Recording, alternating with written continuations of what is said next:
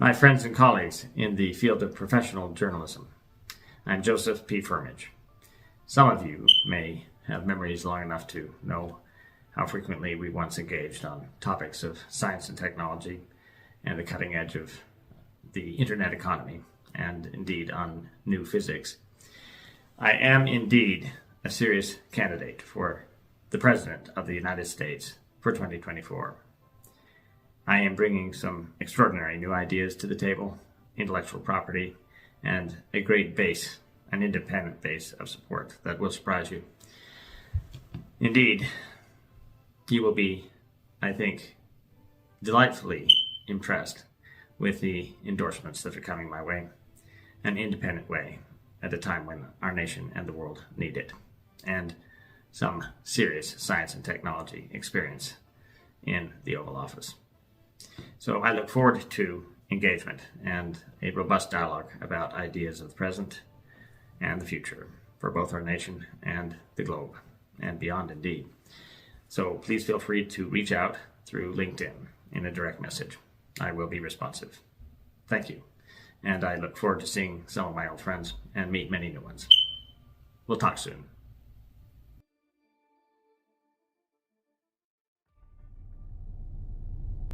The challenges our global economy faces, the crises that bedevil our pocketbooks, the pollution that we're beginning to withdraw from our atmosphere too slowly, to the gigantic vistas of possibility in colonizing new worlds above us all. With international saber-rattling of nuclear-tipped nations, with underdeveloped democratic controls in place to prevent World War III, very possibly, if we don't grow up. Technology has transformed our lives, and in my opinion, our nation needs a science and technology president.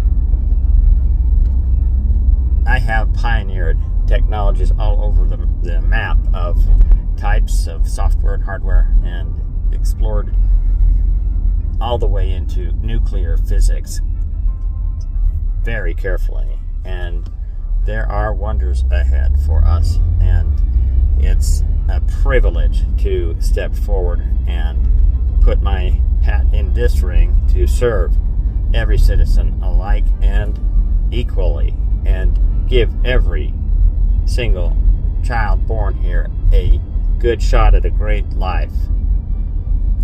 Give the entrepreneurs that are rising and wondering what their future holds a vision and a pathway to create it, drive it, lead it, because that's how big the future is that I see ahead for our great nation. And anybody who says otherwise does not know what invention, creation, creativity, and that spans science, technology, engineering, arts, and mathematics as the STEAM generation ahead. New STEAM in every classroom, using it to build and rebuild our grid, and then help everybody else around the world do the same. And let's take our next step on the moon and really engineer a starship base there. And because, my friends, the technological discoveries that I've had the pleasure to help lead are about to take a gigantic leap up very swiftly. And yes, I'm referring to ships that can swim in gravity and propel against the medium without any fuel, just electricity, which also can come from the very same medium we call space and time. But that's just a label. Our cosmos is actually thought of more as potential momentum, like a magnetic flux that flows through us and gives us the feeling of weight.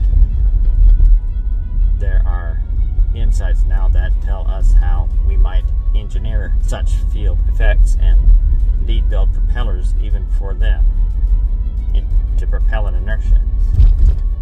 It sounds a bit like Star Trek, made, yes, real in this decade, friends. Now, that's what we can do. What we will do, we will decide. And that's up to us, and that's why I'm inviting you to become a Democratic independent, a Republic independent, but at least think independently, because that's your right, and that's what counts. Your vote is your opinion of who and how and for what leaders lead. And so I ask you to consider my campaign as an earnest commitment for the rest of my life to bring to Washington the science and technology, engineering, arts, and mathematical skills across the board to make sure that we build the next millennium's infrastructure wisely and swiftly.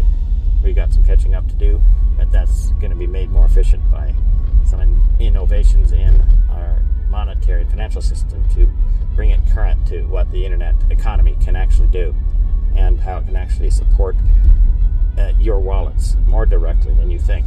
And that's the kind of innovation that I'd like to bring to a Firmage administration. Thank you. And I endorsed this message. My friends, today, this Wednesday, December 21st, is a special winter solstice eve. This day will mark the conclusion of the first phase of the economic side of Project Renaissance, dated 25 years ago this year.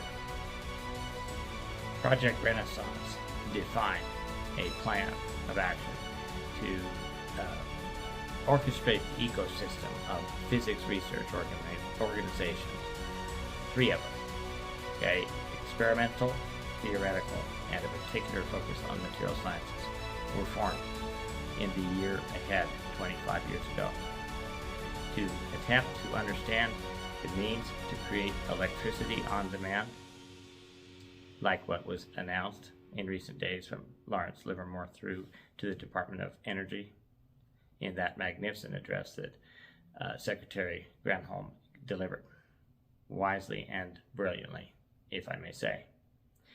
And the physics of breakthrough propulsion.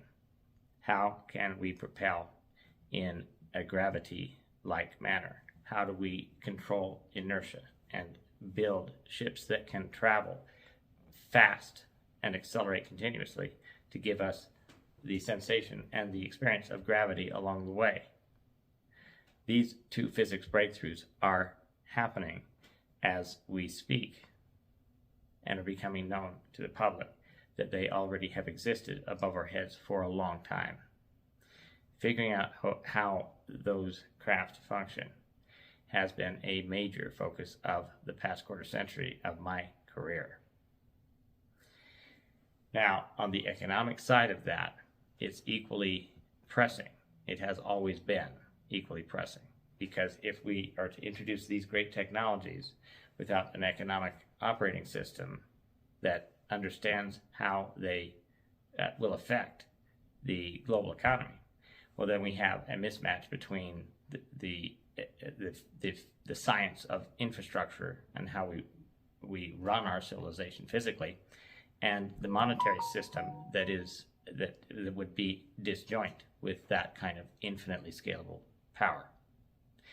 That means the economy has to be infinitely scalable too, including the money supply. Now, that is a very important challenge that we have tackled to the ground and now understand, I seriously assert, better than any other a group of individuals on the planet. Okay?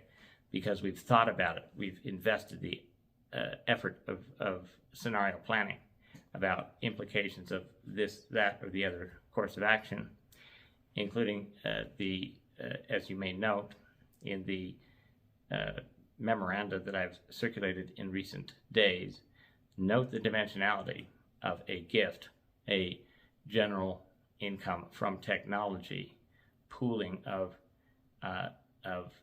the output of compliant organizations that report a gross technology product. If that's pooled into a gift account at Treasury, you have the beginnings of a universal income for life for the American citizen, and eventually the global citizen as well. Shh. Yes, I'm too young to be Santa, but we had to make some deliveries tonight. Now be good, kiddies, or you get a lump of coal. Or a really nice present from Santa. Oh, there's Rudolph. Change that bulb. Go red. Red, I keep saying. He's getting older. Well, age catches up with you kids. Now, I just hope that you have a Merry Christmas with some good cheer.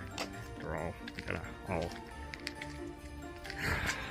Geez, my elves are tired, aren't you? And my joints ache too. It's gonna be a long night.